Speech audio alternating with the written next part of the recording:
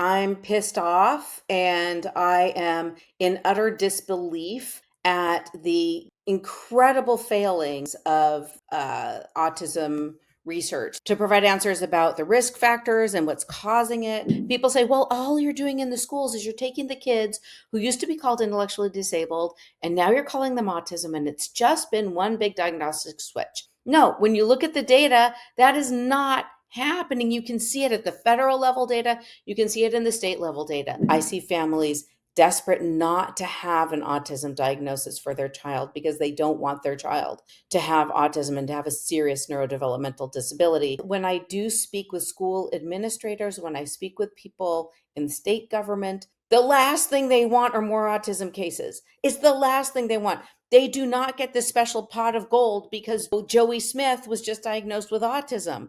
They do not. I mean, some kids with autism aren't disruptive and definitely do benefit from the general curriculum. And that's great. We should give them that opportunity. But those that don't, in my opinion, we shouldn't force other students to, suffer as a consequence of their disruptive behaviors.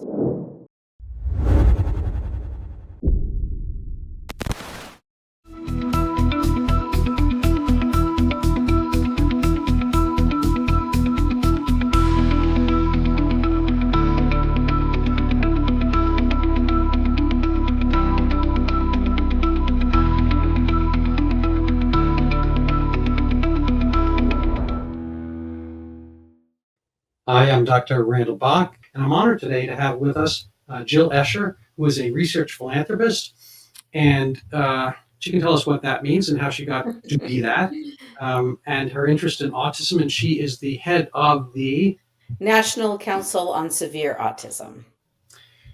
Okay, so that's NCSA? Exactly, yes. Okay, so we can probably guess how you got an interest in that topic, but maybe Oh, let's take a guess. Yeah, so let's find out. It's obviously it's a topic of interest for the population, for individuals. How did your conception of autism change over time, and how much did it have to deal with your own conception of your own child and so forth? Well, it's not just child, it's children who have autism. So I was sort of, fumbling along in life, doing normal things. Developmental disability, autism was something that never really reached my life. I had hardly even heard the word autism. I really didn't know what it was. But in 2001, my 2.5-year-old son was diagnosed with autism. And that was like a meteor hitting my life. And the explosion was massive, and my life has been changed ever since. Then, as if that wasn't enough, in 2007, 2008, my daughter was also diagnosed with autism. Now, this isn't like Elon Musk kind of autism light, or just like, quirky kids with, socially awkward behaviors. My kids are very profoundly, severely autistic. They are nonverbal. They can't read. They can't write. They can't really even imitate kind of simple, kind of toddler type moves, even something like peekaboo. They can't and don't play with toys. They, can't really manage the daily living activities that one would expect, not just of a 26 and 19-year-old, which is what they are now, but they don't even have the daily living skills of a 2-year-old. So, they are wonderful people. I love them dearly. I mean, my daughter and I are as close as two human beings can possibly be. I do everything with her. They're very loved by their family and their community, but nevertheless, they are extremely disabled. And so I wasn't looking to be involved in the autism community, but I was pulled into it by virtue of having two children with idiopathic autism. And of course, idiopathic means that we don't know the cause, and that is still true as to the vast majority of autisms. So you put your sensibilities and your um, capacious knowledge acquisition abilities to the task. And you've written extensively, and I find your writing interesting and thorough. But what's been your pathway? We'll start on this kind of like intellectual basis, and then maybe switch to the personal, where you can do opposite either way. But you've written on the topic. What's your sense and sensibility? I want to just put the proviso that a case or a couple of cases, as severe as they might be, is not science per se. The summary of anecdote does not equal science per se, and as touching and heartbreaking it or edifying it, whatever the situation can be, dealing with severely autistic children,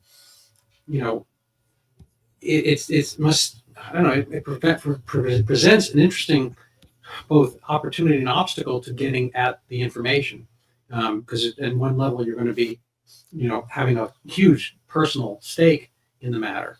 How do you navigate that, and what's been, I guess, your insight, and where do you stand, as it were, and how has that stand or stance changed over time? That's a multifold question. Any part of your life.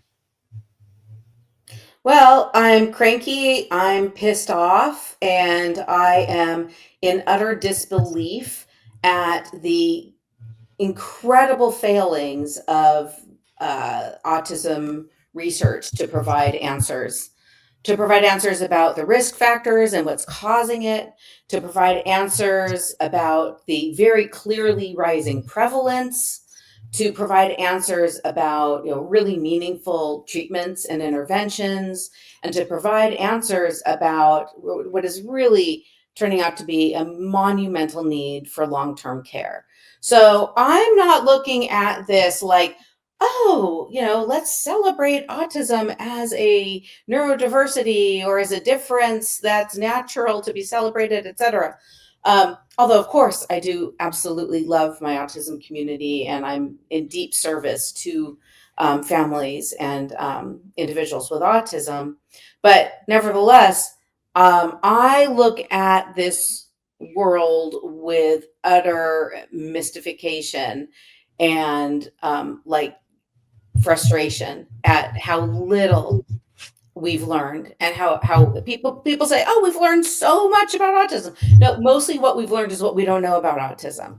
Right? We know that maybe 10% of cases are caused by rare genetic syndromes.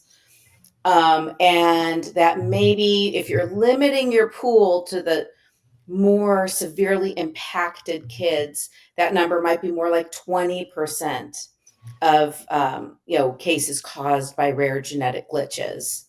But for the vast majority of cases, we still don't know what's going on. So I think we have to stop slapping ourselves on the back and telling ourselves how great we are.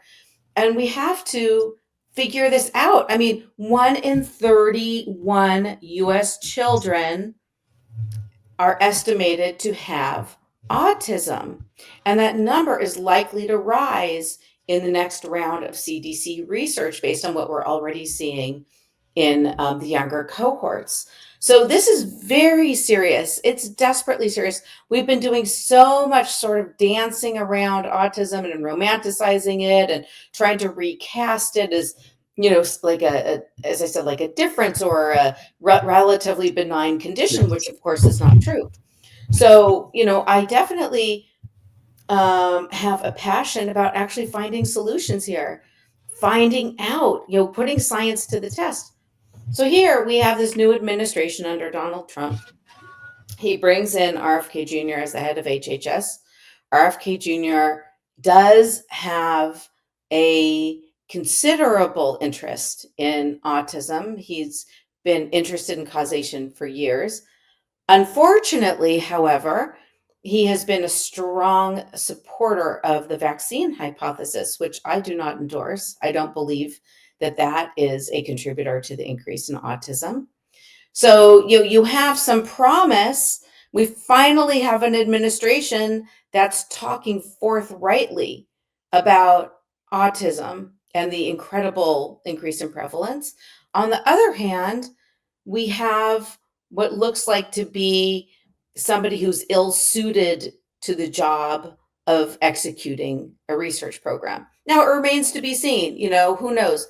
Maybe they'll make great grants, maybe they'll make great discoveries. And of course, I hope they do. But it's a little, it's sort of, one step forward, one step back. So I have a Substack piece on autism, and I come at it, I hope, without biases. It's impossible to live without biases. We have our own histories, we have our own thoughts, we have our own kind of preconception of winners and losers and what is correct. And so I recommend people go look, because I wrote it, obviously. I recommend people go look at it. It's on my Substack, which is, you can find my name and you'll be able to find the Substack. I think it's Randoctor, Randoctor, Substack. But it's findable, and you can find me on X and whatnot. But I'm not ready to throw out the vaccine theory per se. I think a lot of what's happened is what you're pointing out, kind of the neurodivergent and autism as a fashionable label and whatnot. It's kind of an adoption. If you can, I don't know, skin a bear and make bear skin and put it over your shoulders, you're not a bear. You're somebody wearing bear skin. So I think that the concept of what is autism has broadened for a variety of reasons, and I think that's somewhat undeniable. I mean, the data are there that autism in the 1990s was principally a diagnosis of what we would call today intellectually disabled. At the time, I think they called mentally retarded. And before that, they had other words, feeble-minded. There was, they had actually gradations. 110 years ago, they had gradations from idiot, imbecile, moron, whatever. I think a moron was the top of that bunch, and they had basically, delineated what type of tasks one could complete. So anyway, there's kind of a foundational aspect of kind of low intellectual ability that's probably across all species. You don't necessarily see it in the animal world because without our kind of care facilities and what civilization is able to bring to bear, an intellectually disabled raccoon or something like that is not going to be able to get fed, and not going to be able to be cared upon. I mean, intellectually disabled duckling might get nurturing for a few months, but then not going to be able to keep up with the flock, literally. And so those things, they'll fall by the wayside. We don't see it in the animal world, and we didn't even see it in the human world in regular kind of polite society because of institutionalization. There was in the 1960s, ironically, RFK Jr.'s uncle, JFK, kind of emptied out the various institutions of the schizophrenic. And so we see a lot, see more homeless on the street, people, in their own worlds and whatnot. And ironically, the original autism was somebody kind of on the borderline of schizophrenia who had too many extra thoughts. And then the term got kind of flipped around on its head in the 1940s by Kanner to somebody who was kind of devoid of kind of these kind of imaginative aspects and much more kind of like rote in a sense. But to the point, there seems like there's some kind of faction and fractions and fissions between the severely disabled, intellectually disabled autism and not, and in a way, I think some of your irritation might be towards this kind of adaptation, co-opting of the term, which I guess kind of blossomed in the 1990s, whatever, of autism. Tell me how far off I am. Well, there are a couple things in there that I want to address. You mentioned that, we didn't used to see people with autism because they were locked away in institutions. You need to understand how untrue that is. At the very height, I'll use California as an example. At the very height of institutionalization in California, we had 13,000 people institutionalized across all different developmental disabilities. And not only developmental disabilities, that also included some people with things that we wouldn't even consider to be disabilities today, but nevertheless ended up in institutions. Very few of those people had autism. So maybe you had a few hundred people institutionalized with autism in California in our developmental services system. Today, on the other hand, our California Department of Developmental Services, which only counts autism cases that rise to the level of developmental disability, it doesn't even include high functioning cases, has 202,000 cases of autism.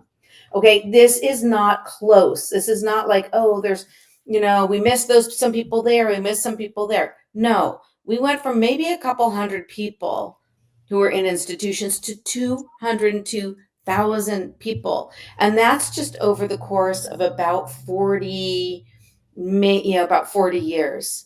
So this is a dramatic change. This is what we are seeing wherever the data is available, is this kind of exponential increase, even when we're limiting the definition of autism to those who have developmental disability. You see this even if you limit it to intellectual, autism with intellectual disability. You see it even if you limit it to autism, as defined by, for example, something like Medicaid services or Social Security, which is a very high bar in most cases. In Social Security, for example, you really can't you must lack the capacity to work, basically. And we've seen those cases skyrocket. In Medicaid systems, you usually need to be determined to have need an institutional level of care, right? These are not, the geeky people in the back of the room chewing their pencils, who have a hard time making friends. These are people who lack foundational daily living skills, who lack foundational communication skills and social skills, who have repetitive behaviors that interfere with normal functioning, which can manifest in many different ways. That could be like, for example, my friend who does nothing but talk about steam engines, right? That's like one repetitive behavior. Or it could be someone like my daughter, who is always flapping her hands, or who might spend hours on an iPhone, looking at videos of people crushing chalk. She loves those videos. For my son, it was destroying furniture, literally like 24/7 destroying furniture. So, these are very, very significant disabilities. We see an increase in autism across all levels. So, objectively speaking, the increase is very clear. We see it in every system without fail that has looked for this. We see it in every school system. Again, dramatic increases without fail. People say, well, all you're doing in the schools is you're taking the kids who used to be called intellectually disabled, and now you're calling them autism, and it's just been one big diagnostic switch. No, when you look at the data, that is not happening. You can see it at the federal level data, you can see it in the state level data. The intellectual disability cases are flat, sometimes even increasing a little bit, and the autism cases are exponential. So, it's weird. We're in this weird death loop of denial about the autism increase. I think there are reasons for it, which we could talk about, but we have to get over it. Like, we have to get over it and accept the reality of this if we're going to tackle the very major problems we're facing as a consequence. I'm at work and I published a piece in my Substack called Unraveling Autism Surge. One thing I've noticed in my own research about the research is that there are not the same level of interest, levels of interest worldwide. Insofar as we look at Google Trends, not everybody goes through Google, but there are whole swaths of, say, South America, Latin America, Africa, and China, which may not use Google at all, I don't know, or the same way, where people don't even search the term autism. Um, and the studies that are published on autism come from kind of the usual suspects, the European countries, Japan, United States, Canada. And I'm wondering, do they not have this? Do they have it and don't talk about it? Do they have different kind of social kind of integration or lack thereof? If we don't really hear about autism in the Amish, is that because they don't consider it a term of art? Is everyone just kind of working more, labor-based, non-computer, non-complicated world or whatever? I mean, what's the mismatch there? Why do we see kind of such a different panoply of different sensibilities about this issue worldwide? I think there's a pretty similar sensibility about autism in Western industrialized countries, where we have seen these very dramatic increases in prevalence over the past 3 decades. Now, the data from many countries that maybe aren't as industrialized, aren't as wealthy, that data can be far more sparse, and it can indicate far lower autism prevalence rates. I do want to say that nobody understands this yet, right? There's a school of thought that, the Western countries are just diagnosing it better. I do not think that that is likely. I think that likely we have widely differing prevalence rates among countries. And that very likely these differences in prevalence do relate to different exposures, different norms in the different countries. Now, has this been studied to any great extent? It really has not. So right now we do see varying prevalence rates and we don't understand it. But I'll give you some examples. Northern Ireland just published a study showing that like north of 5% of their school children have autism. North of 5%. In New Jersey, some of the epidemiological research there is showing autism rates north of 7% in some counties. We're seeing, rates north of 12% in boys in some areas of New Jersey. These are huge rates. Here in California, the latest round of CDC data, I believe, showed a rate of about 9% of the 4-year-old males in that cohort were found to have autism. These numbers are very high and very striking. And I will say, that particular California site, they had a lot of higher functioning kids, so that might account for the high prevalence. But nevertheless, in the CDC data, people say, oh, yeah, they're just capturing higher functioning kids. That's all it is. It's not a big deal. No, over 60% of these kids have IQs under 85, right? The vast majority of these kids have intellectual disability or borderline intellectual disability, right? It's the minority of kids that don't have that have IQs over 85 and that have, what's considered to be normal intellectual functioning. Just on a numerical basis, I mean, IQ is an affect of the Gaussian curve, the standard distribution. Yes. of IQ. So, everyone likes to think they have, above IQ, above 100 or whatever, but that's just the median. And I guess technically it'd also be the mean. 85 is one standard deviation from the mean. So 62% is a weird number. Something like 62% of people in general are on either side of the shoulders of one standard deviation. So that means 62 or 3% of the population is going to be between 85 and 115. So The remainder is, say 37, 38%, whatever. Half of that is going to be below 85. So you don't want to think about it that way. But two standard deviations, I think, is 130 or 70. Conversely, now you're getting to smaller numbers. I think 2.5% of the population is going to be below two standard deviations of anything you measure, whether it's height, I don't know, hearing, shooting basketballs or whatever. Whatever, when you have a distribution, you're going to have standard deviations. That's the way statistics works. And the Gaussian curve is, credit to Yeah, Carl Gauss, is I very I get reproducible. that, So but there's in going to be a certain number that are going to be below 85 anyway. That's part and parcel of the IQ test. Now, mind you, in the meanwhile, we've had yeah, but that's the difference. You talked about maybe 2%, but here in autism, it's 40% of kids have IQs under 70. okay, well, So it's a yeah, huge dramatic no, difference I know. from. And then you're talking about selection bias and what it all means. And I think this, you're touching on topics that are, really need better research. One of the problems I'm having is, these numbers that are so vastly different from place to place to place to place.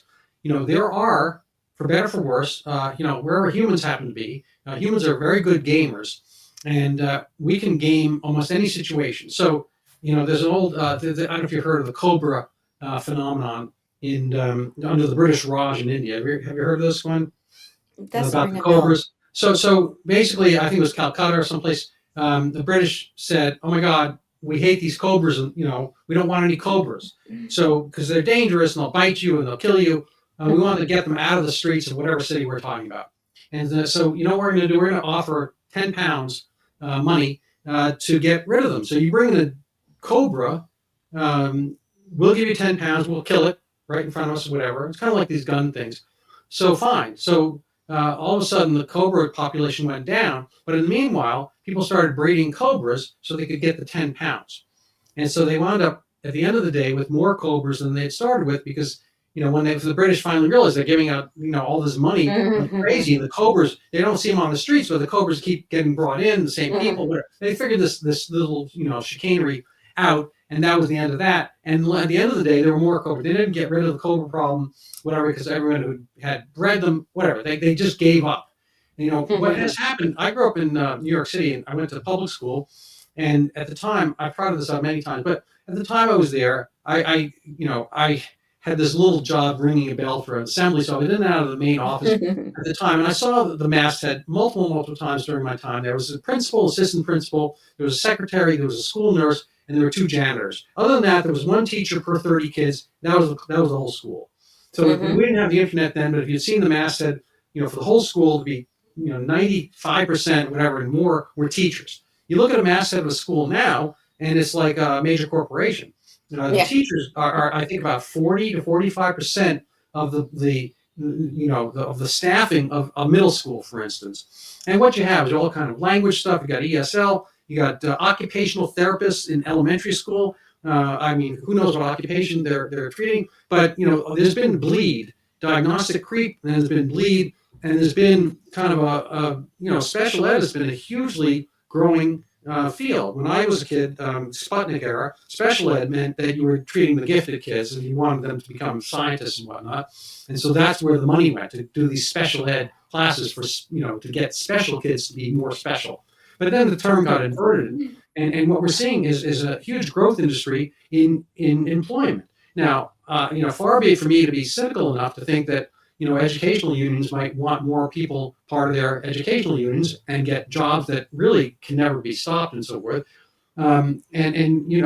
Your essay, points out the incredible growth of staffing for autism, but it actually exceeds that. In my I have a version of your graph, and I overlay the actual number of autism diagnoses. The staffing is, even in the last couple of decades, has doubled the number of kids that are being diagnosed. The rate of additional employment, and mind you, each diagnosis accrues not just a benefit to teachers, but a benefit to families, because of SSI. Social Security income, there is a financial stipend, I think $1,943, something like that, per family to have this diagnosis. Now, we're dealing with a time when there's been massive immigration, and there might be some language issues or whatever that get misapplied, wink, wink, nudge, nudge, say no more, towards kind of a mutual benefit between the diagnosee and the diagnoser. So that's kind of you can take that as a kind of devil's advocate kind of question. But what do we make of all that? I mean, not to take away from the severe cases, I get it. Okay, but I think there's been kind of a if there's the seed of it, there's a whole bunch of apple around it that's growing and growing, and the seed kind of stays the same. If the seed is the hardcore severe autistic, I think it's almost inarguable that while that seed is there, the rest of the apple keeps growing and growing. All of it is growing and growing. The severe population is growing, the mid-functioning population is growing, and the high-functioning population is growing. I think that what you're insinuating here is that school districts and families and maybe other systems of care are gaming the system to get financial benefit or other benefit. That somehow there's a financial incentive to have an autism diagnosis because it will bring you benefits that otherwise you wouldn't have. I, of course, have heard that rationale many, many times over the years. I have not seen evidence for it. I don't see evidence for it in my community. In fact, I see the opposite. I see the opposite. I see families desperate not to have an autism diagnosis for their child because they don't want their child to have autism and to have a serious neurodevelopmental disability.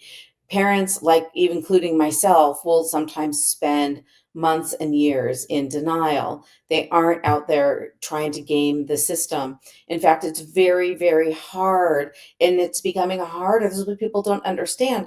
It's becoming harder for even families with very severely autistic kids to get even basic, education services and other benefits.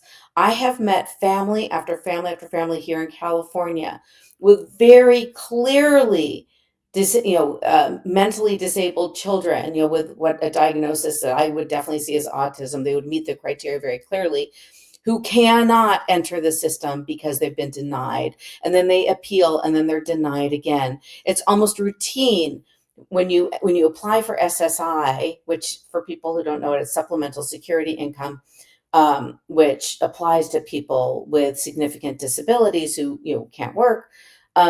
It's routine for these people to be denied. Routine, unless you're very, very, very substantially disabled. My kids weren't denied, but they can't even talk, right? They can't. Their IQs are in the 30s, right? They're not even close to marginal. So I think that's a myth. When I do speak with school administrators, when I speak with people in state government about the rising caseload of autism in the schools, the last thing they want are more autism cases. It's the last thing they want. They do not get this special pot of gold because Joey Smith was just diagnosed with autism. They do not. It costs them a lot of money. They have to hire more staff. They have to hire more teachers with special ed credentials. They have to hire more paraprofessionals. They have to hire another adaptive PE person. They have to create another classroom. I've talked to school districts where year after year they've had to add more and more autism specific classrooms because the population of kids who cannot benefit from the standard curriculum are entering the system and in unprecedented numbers, and they need to provide more and more specialized instruction. This is the last thing that I don't know who invented this myth. I do not see this myth. I know hundreds upon hundreds upon hundreds of autism families. I've interviewed, I can't even count how many people, right, in the community who serve this population. This is not true. And we have to, there was Wall Street Journal actually ran an op-ed kind of asserting this as the reason for the autism rise without any data, not a speck of data to support it. It's really absurd, and we have to get past it. How have you managed on a personal basis to navigate this in your own household? What kind of help do you have, on a day-to-day basis outside of the schools and whatnot? And have your kids kind of passed through the school system? What's the system that comes after that, and what comes Right. after that? No offense, but we do get older. What happens Mhm. at the point at which your own capability can't match their needs? Those are the biggest questions, facing the autism community today, everything that you just asked. So when you are a child, you have an entitlement under a law called the IDEA, which is the Individuals with Disabilities in Education Act, which is a federal law. So it establishes a federal floor across the country of what's called a free and appropriate public education afforded to every child with a disability, no matter how severe. So my children, Johnny's now 26. Until he was 21, he was in a specialized autism school that was funded through IDEA dollars. A lot of money, more and more each year, goes into IDEA, and that's because of the growing autism prevalence. So Johnny was a beneficiary of that. Now my daughter is in special ed because of her autism as well, and she's 19. So in 2 years, she will also age out. What happens in the adult sector is very different. Once you age out of school, that's usually in most states, end of age 21.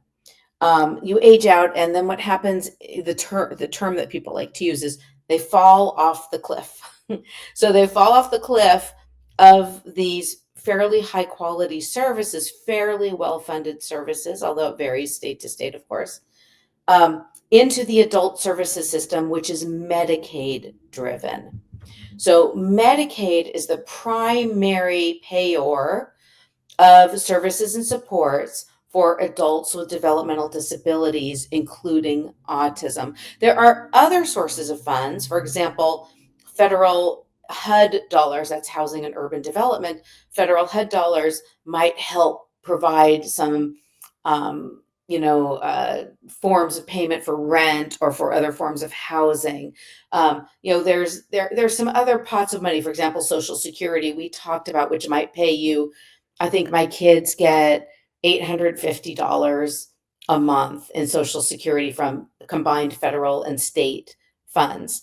And they get that because they're adults who are so severely disabled that they can't care for themselves. So it's basically a welfare payment that they receive. It's not a lot of money, believe me. In today's day and age in autism, $850 does not go very far. Trust me. I mean, that's like 2 days worth of service for my son. So anyway, in California, where I am, we have a comparatively robust developmental services system. We put more money into developmental services than a lot of other states do per capita.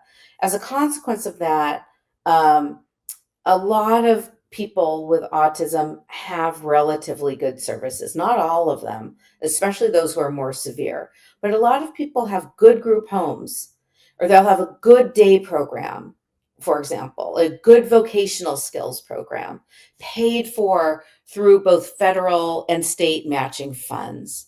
I'm curious, there's the old joke, everyone talks about the weather, but nobody does anything about it. And I was looking at a video that recently, but it was from 30 years ago, whatever, based on the clothing and a psychiatry convention. And when the interviewer talks to one psychiatrist after another, it's like, how many people have you cured? And these people who have seen, presumably hundreds, if not thousands, of their careers, and they're like, how many people have I cured? Now, I'm a primary care physician, and I actually thought about psychiatry. I did a little piece of psychiatry residency at one point. Well, it wasn't for me, or maybe they weren't, I wasn't for them, I don't know, one or the other, or both. And, I wound up, treating things, and so if I took a splinter out of somebody's eye, they were like hugely in my debt. It may not have been, as interesting in a way as trying to talk down a schizophrenic or whatever, or work out some various life issues, but kind of literally, the story of who was Damocles and the lion. You take the thorn out of the lion's paw, and he's very, very grateful.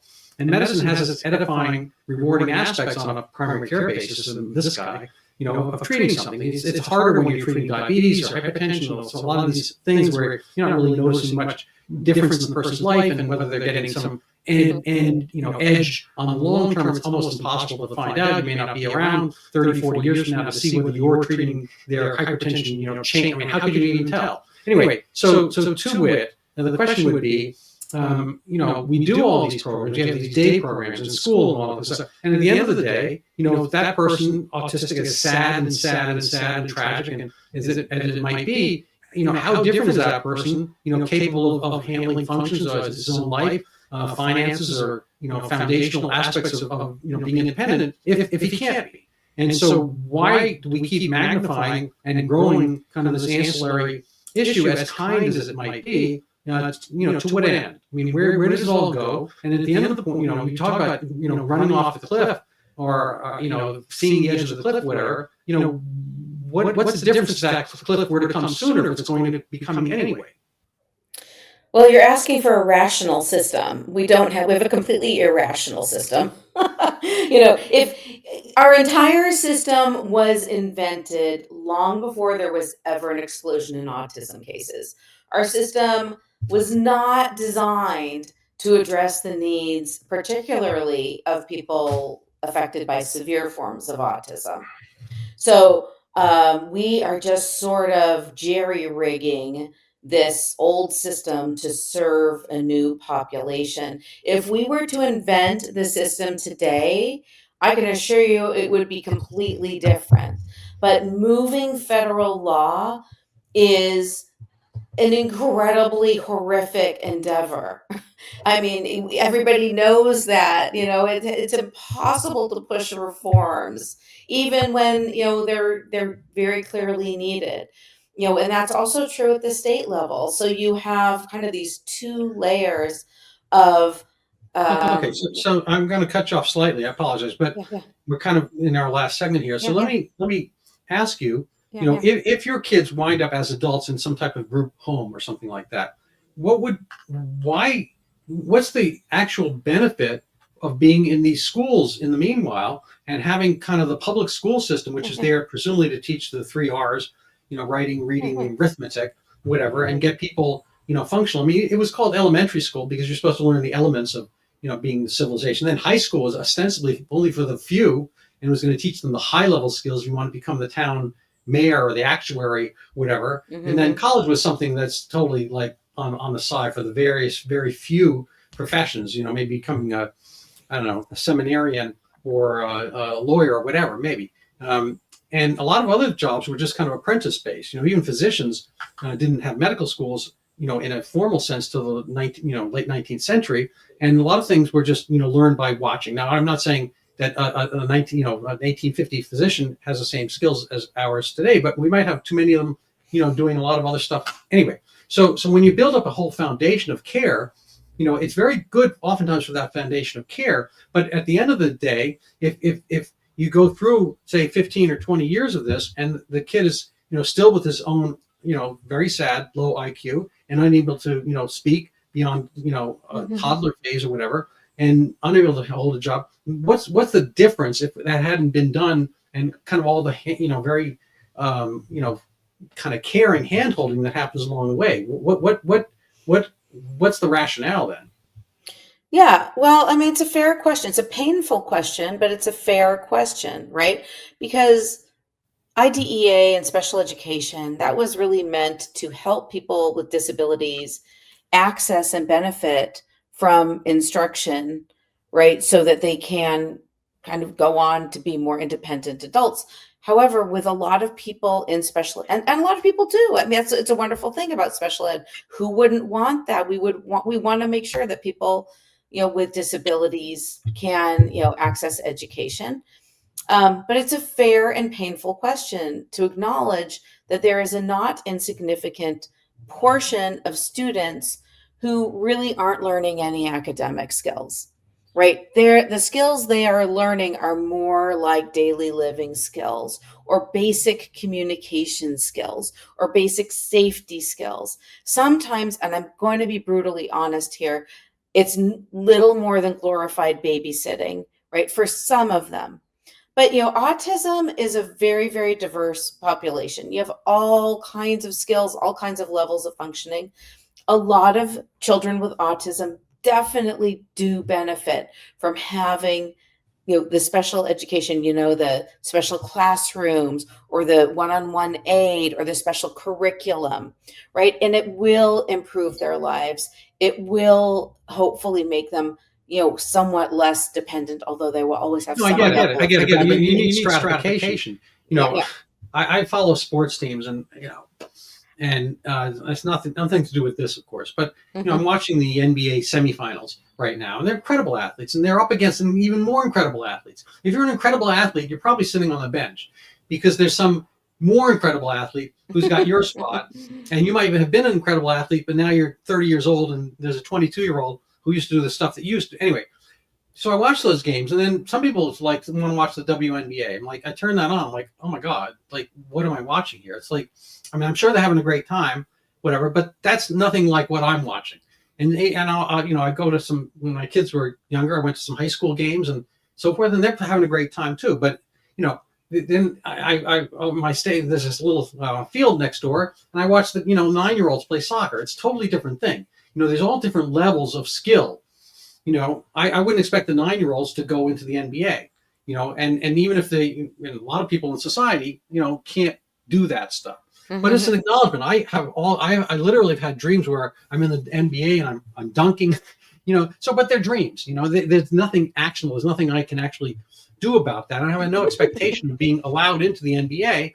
And it would be stupid to have me go to NBA camp at my age, whatever, because there's zero chance of my benefiting from it. So, with these various kind of sports leagues and whatnot, they're like, oh, well, you're this right age, you have this capability, you're a boy, you're a girl, you're going to go in this type of thing. We stratify. We have all these acknowledgments of where they're going to wind up and where they're not going to wind up. There's no sense like devoting, let's say a kid happens to be a dwarf, an achondroplastic dwarf. It's genetic, can't do anything about it. To have him go to NBA camp and whatever is going to be like, that's not going to wind up where you want to wind up. So I think in the stratification part is something that's not only missing in autism, but it's actually going kind of turbocharged in reverse. There's been this kind of smushing. I don't know what the opposite of stratification is, but I'm going to go with smushing. There's been a whole smushing where everybody's autistic. And now I think a majority of autistic are not intellectually disabled, according to the way autism is being diagnosed. So I think we have to have a kind of reclassification of what the word is. And there maybe need to be a separate word for kind of, the severe autism, which is, autism with all capital letters, or maybe a different word entirely, so that those get the proper attention, proper stratification, and maybe, no offense to anybody, but move out of the school system. Because the converse is, I went back, I mentioned I was in public school in New York City back in the Paleozoic, but we had stratifications. We had the bright kids class, the second bright kid class, the medium bright kids. There were 5 classes of 30 kids per grade, and they were stratified. And so I didn't, but my kids, when they went to school, in public school, and we have a nicer place than I grew up, leafy suburb of Boston, at a certain point, they were having kids in their classes that had their own issues, and were, no offense, were making noises. There'd be a kid trying to study something, learn Chinese, and some kid in the back is just making noises. He had his own aid, and he wasn't into the class. He wasn't going to be learning Chinese. At the end of the day, he wasn't going to be able to do the ideograms, all that kind of stuff. And the only, ideograms were just kind of the reverse. It was just like, it was just like, and I'm not going to do the sound here, but my kids did it.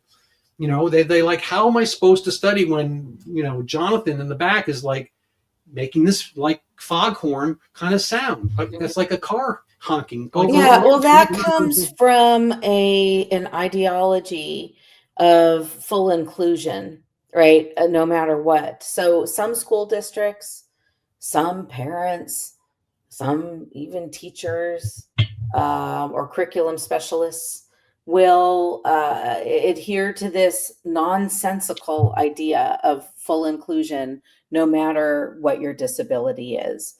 I have yet to see any data to truly support this notion, but it's again, it's very ideologically driven. It's based on this idea that that these kids with autism or whatever disability might have hidden skills and talents, and they just express it differently.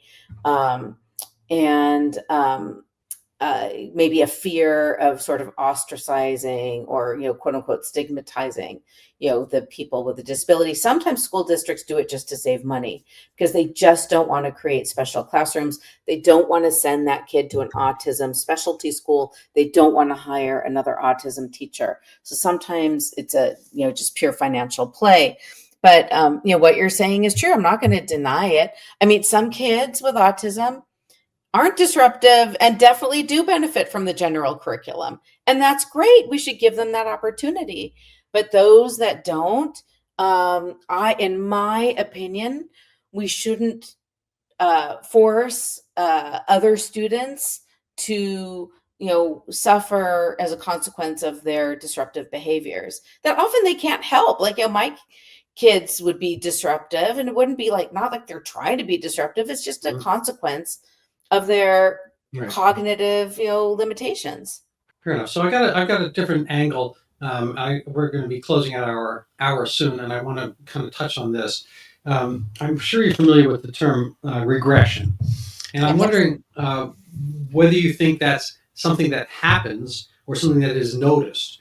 A, B, you say it can't be vaccines. What do you think it is that's causing the greater amount? You mentioned one of your articles about a kind of a transcription error issue. Yeah. Um, uh, are there, and then lastly, because I personally see some analogies to schizophrenia, you have normal people until they're 19 and a half on average, doing all the regular normal stuff, and all of a sudden they have a huge difference. Uh-huh. They Wow. become delusional, and they Mm-hmm. become psychotic, if that's not redundant, and they can wind up knifing their parents in the middle of the night. This is not like what they were thinking or doing at age 14, 15. So there are episodes and instances of people's brains doing weird, funky, I guess to use the same word, regressive kind of stuff. Yep. So so they were progressing through high school and whatnot, and all of a sudden now 10 years later they're out in the streets and making with make believe swords, kind of Yep. whatever. So what's up with that? What is there some of this thing called regression? And if so, what's happening? I do think there's a strong kind of genetic aspect to it, and Mm-hmm. whether you buy into this or not, I mean, your own family would somewhat indicate that. Mm-hmm. Um, and just give us your sensibility of the landscape in 3 minutes. Oh my goodness. Well, on regression, I tend to think that it is real. My kids didn't. My kids really never developed any real skills, never really hit their milestones. My daughter developed some echolalic language, some repetitive language, but never functional language. And then that disappeared. But I think that, early brain development is highly dynamic. It is determined by a hardwired program. You can call it genetic. I would say it's genetic and epigenetic. And, those things, as they unfold over time, you will see this manifest. So I don't think that regression is necessarily caused by a contemporaneous exposure at all. It could be really pre-wired, but again, it just isn't seen until the neuronal connections reach a certain point. Now, and there's also all the GABAergic shift stuff that I won't get into. Now, in terms of causation, that is my primary focus. That's what I do as a research philanthropist. I try to uh, promote hypotheses that I feel are biologically plausible and that deserve our research attention. And it's really, really too complex to discuss in 2 minutes. If people want to go to jillescher.com, I have links to lots of my papers and presentations on this subject. A really good one is one I gave in December at Harvard, and it's a 40-minute talk. So it's pretty short and it goes into some detail. But my main concern for autism causation is something called non-genetic inheritance. So I have two children with autism. I am the first person to agree that autism is highly, highly heritable. And that's been shown in many studies. However, heritability is a notion that is much broader than just genetic. And this is, again, it would take me a long time to explain exactly what that means. But other things that are non genetic can increase the risk for heritable disease. And Right. that is principally through a mechanism called epigenetics. My concern is what happens not to the child, but what happens to the parent's germ cells. And in terms of the programming, the molecular programming of their germ cells, that is the egg and sperm and the precursor cells to that, and how that causes transcriptional errors in the offspring's developing brain, which can then lead to the pathology of autism. So that's it in a nutshell. And I'm Right. concerned about some certain exposures that have been shown in animal models to exert this effect. Yeah, in a nutshell is a good pun. Um, if we think about the gametes and whatnot. Anyway, Yeah.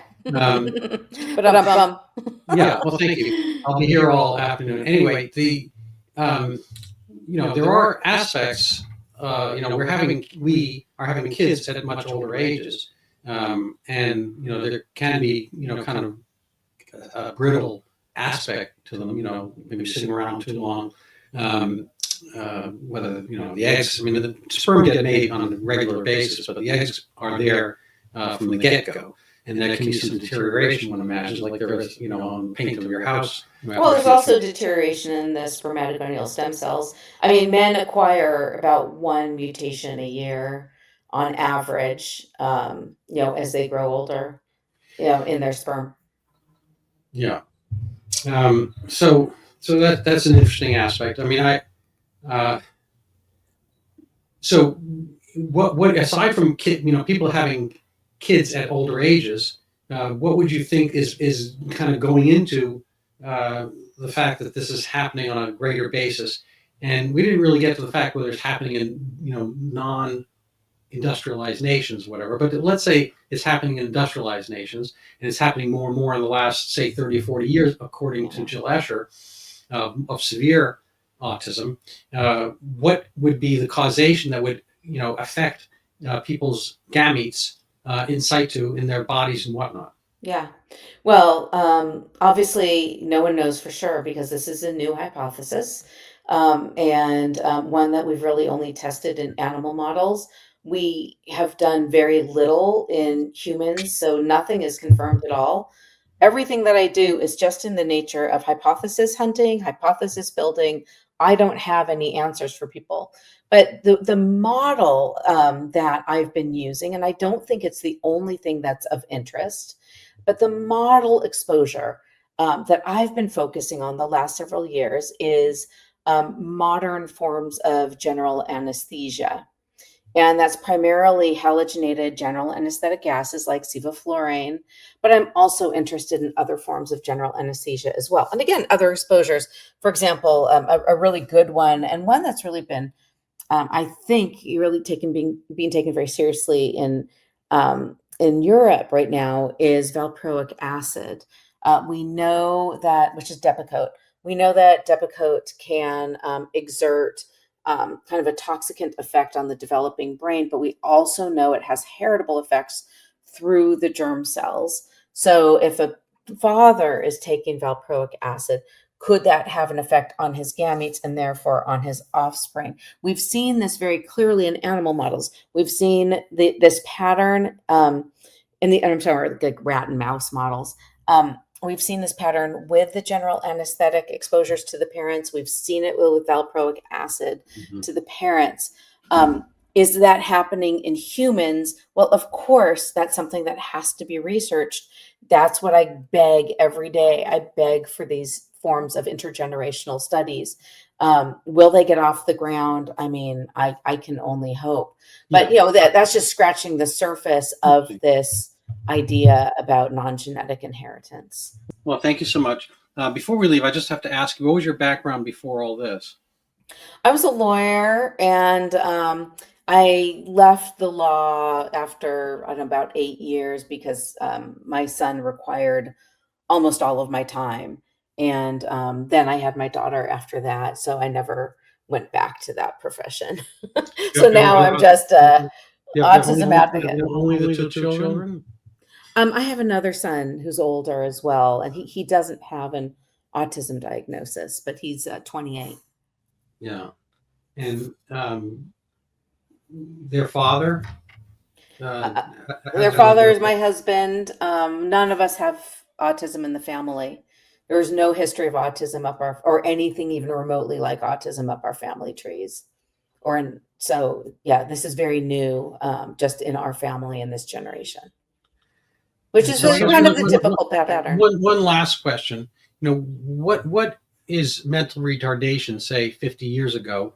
And if we were just to kind of parse through, or 60 years ago, whatever, if we were to parse through and have one of our current, special ed autism expert doctors, whatever, therapists and so forth, go through and do a population study of mentally retarded, what will we see? What's mentally retarded that's not autism, or vice versa? Oh, there's a lot of people with, well, now they call it intellectual disability. It was called MR before. A lot of people with intellectual disability who don't have autism. I mean, I meet them all the time here in the Bay Area and beyond. These are people who clearly have, like, yeah, they're people with Down syndrome, although some people with Down syndrome have autism as well. In addition to their intellectual disability, they very, very often have genetic disorders or had, for example, hypoxia at birth, or some of them had like uh, you know, some of these encephalopathy, some sort of infection, shortly after birth, which caused some brain damage.